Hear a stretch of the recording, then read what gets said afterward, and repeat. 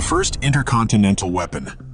Japan's Fu-Go balloon bombs. Today, we're going to talk about a lesser-known and mind-blowing fact from World War II, Japan's Fu-Go weapon, the first intercontinental weapon in history. Late in the war, the Japanese launched the Fu-Go weapon, known as Code Fu.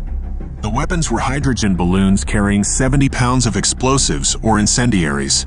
Planners calculated that when released in Japan, the jet stream would carry the balloons over the Pacific Ocean until they reached North America, where their bombs would drop on cities, forests, and farms.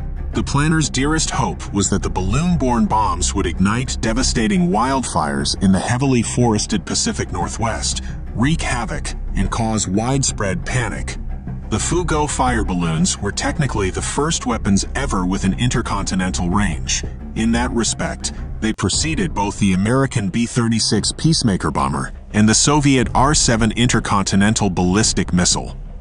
The balloon bomb concept was developed by the Imperial Japanese Army's 9th Technical Research Institute, also known as the Noborito Research Institute, tasked with creating special weapons. In 1933, Lieutenant General Reikichi Tada started a balloon bomb program at Noborito, designated Fu-Go 1.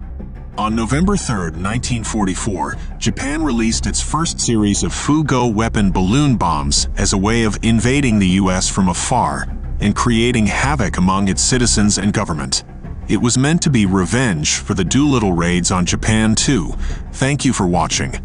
We hope this video has shed some light on this fascinating chapter in history. Please like and subscribe for more content like this.